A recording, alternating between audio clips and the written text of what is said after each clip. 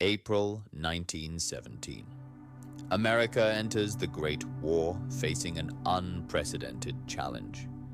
How to transport millions of men across the nation to training camps and ports of embarkation. General William Carson's team creates a massive railway plan, transforming America's civilian rail network into the backbone of the war effort. The scale is staggering, moving more troops, faster and farther than any military deployment in history. America's railroads would be key to victory. Frank Sullivan, veteran station master at Chicago Union Station, receives orders that will transform American transportation and test his decades of railway experience. The directive is clear: reduce civilian service and convert the nation's railways into military supply lines with completely rewritten timetables and routes. Through the night, Sullivan oversees passenger cars becoming troop transports. For him, it's personal. His own son already wears a uniform overseas. Across America's heartland, young men answer the call. Jack Miller, Michael O'Donnell, and Eduardo Vasquez join thousands volunteering from farms, factories, and colleges. Inside crowded recruitment offices, America's diversity unifies. Each recruit receives railway tickets, their first step from civilian life to military service. Dawn goodbyes are brief but heartfelt. These young men begin a journey by rail that will carry them across a continent before crossing an ocean to war. Rural stations become gateways to war. Sullivan personally oversees this first major troop movement, as families say emotional goodbyes on crowded platforms. Inside converted cars, men from different backgrounds forge new bonds. Lieutenant Parker maintains order as the recruits adjust to their first taste of military life. The landscape rolls past, America's heartland they'll soon leave to defend. Military discipline takes root even while crossing through peaceful countryside. Operation centers work around the clock, coordinating thousands of troop movements while maintaining essential civilian service through a national railway network. Competing railroad companies now cooperate without precedent. Former rivals coordinate operations, sharing resources and equipment for the national cause. Rural junctions expand overnight, with construction crews working through storms and darkness to handle the enormous increase in war traffic. Training camps materialize across the country, vast complexes connected by rail for small-town recruits arriving at Camp Zachary Taylor. The scale is overwhelming. Disembarkation runs with assembly line efficiency. Men are sorted, processed, and assigned as trains continuously arrive with fresh recruits from across America. Sullivan prepares empty trains for their return journey, witnessing the transformation beginning. Civilians becoming soldiers, individuals forming military units. The mobilization reaches every corner of America. New England factories to southern farms, western ranches to midwestern mines, all connected by steel rails. Daily problems require immediate solutions.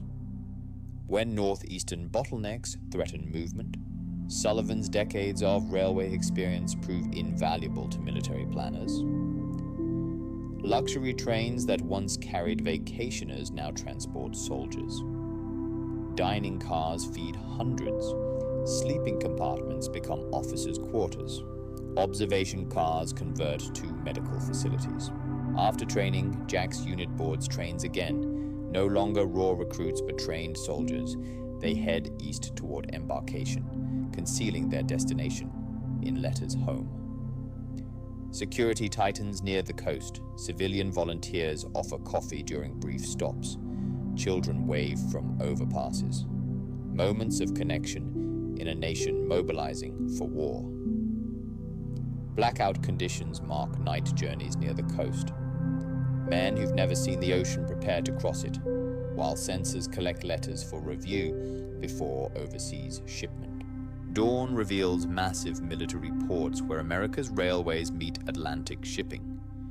Here, the transition from land to sea transport demands precise coordination and timing. Processing stations transform soldiers into overseas fighting forces. Medical checks, equipment verification, and security briefings prepare men for the dangerous Atlantic crossing. Sullivan watches from the pier as troops board massive transport ships. His railways delivered them across America. Now naval vessels will carry them to European battlefields. Michael's mathematical aptitude earns him assignment to artillery training in Virginia, where massive guns arrive by specialized rail cars for technical instruction. Railway precision becomes a teaching tool for artillery timing. Michael quickly connects the mathematics of schedules with the calculations of shell trajectories. Under starlight, Michael writes home about his training, while supply trains deliver practice ammunition, linking America's industrial production with military effectiveness. Eduardo's intelligence leads him to the Signal Corps, where communication networks parallel transportation systems. His train demonstrates this, equipped with telegraph lines and antennas. Inside converted Pullman cars, Eduardo learns military communication. The Signal Corps will establish information networks following the same routes that transport troops. Night practice sessions hone Eduardo's skills with Morse code. Communications increasingly link all aspects of war effort, just as railways physically connect the nation. When delays threaten northeastern movement, Sullivan faces General Carson in Washington. Military commanders demand immediate solutions to bottlenecks delaying multiple divisions. Sullivan personally supervises the problematic junction, implementing immediate solutions, while railway workers from competing companies follow his directions without question. As trains flow smoothly through the junction again, Sullivan's practical expertise earns military respect. His temporary solutions will become permanent improvements network-wide. With men enlisting by thousands, Sullivan recruits women for critical positions. Former teachers, office workers, and recent graduates answer the call to railway service. Under Sullivan's guidance, women master complex railway operations. Catherine Wells, a mathematics teacher, shows particular talent for solving logistical challenges. When a track washout threatens troop movement during Sullivan's absence, Catherine calmly implements emergency rerouting, earning respect from male colleagues and military observers. Jack's railway journey gives way to sea transport. Converted passenger liners carry thousands of troops across the submarine-infested Atlantic toward European battlefields. Submarine alerts test training and discipline. Naval crews and army personnel coordinate during potential threats, maintaining order despite dangers lurking beneath the waves. European coastline marks the final transition from American homeland to foreign battlefield. Railway connections await on distant shores to continue the journey toward the front. Michael's artillery unit presents unique transport challenges. Specialized flat cars carry massive coastal defense guns, moving slowly due to their extraordinary weight. Mountain grades require additional locomotives and careful calculations. Michael's mathematical skills prove valuable when he helps redistribute weight on an unstable section. At the coastal fortification, railway engineering meets military emplacement. Rail lines end at cliff edges where complex systems position massive guns protecting strategic harbors. Eduardo's communications train disguises cutting-edge military technology. Inside ordinary-looking cars, advanced radio and telegraph equipment creates a mobile command center. Operations within the communications car connect all aspects of the war effort. Eduardo's team monitors troop movements and maintains the vital information network. Mobility provides their advantage. The train repositions frequently, establishing temporary signal posts during brief stops, while maintaining continuous contact with frontline units. Sullivan represents American Railways at an Allied transport conference in London. European officials initially doubt American methods until seeing their unprecedented results. Different railway gauges between nations create transfer problems. Sullivan proposes standardized containers based on American freight innovations to speed movement across national lines. Implementation proves the concept's value. Teams of American, British, and French railway workers achieve dramatic improvements, demonstrating the power of international cooperation. Near the front, Jack's unit transfers to narrow-gauge military railways. These specialized lines, hastily laid across battle-damaged terrain, form the final link to combat positions. French villages reveal war's human cost. Despite destruction, civilians welcome American troops, creating connections between military transport and the lives they defend.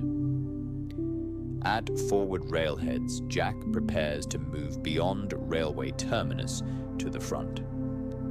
These endpoints mark the transition from mechanized transport to the harsh reality of trench warfare. Catherine faces crisis when hospital trains require immediate rerouting. Her innovative color coding system for tracking different train types brings immediate order to chaos. Catherine's visual tracking method proves so effective it's implemented nationwide.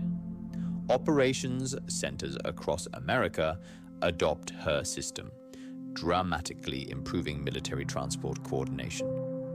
War Department representatives evaluate Catherine's innovation. General Carson himself witnesses its efficiency, officially recognizing her vital contribution to the war effort. Hospital trains represent railway innovation at its finest. Converted luxury carriages become mobile medical facilities, evacuating wounded soldiers from frontline stations. Medical staff perform life-saving procedures aboard moving trains.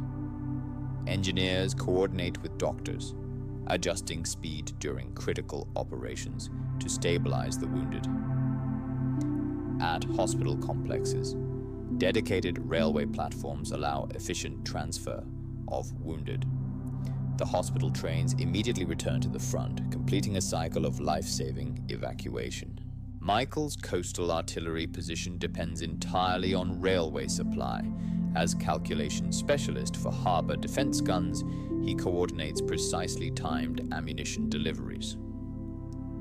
Artillery mathematics merges with communications technology.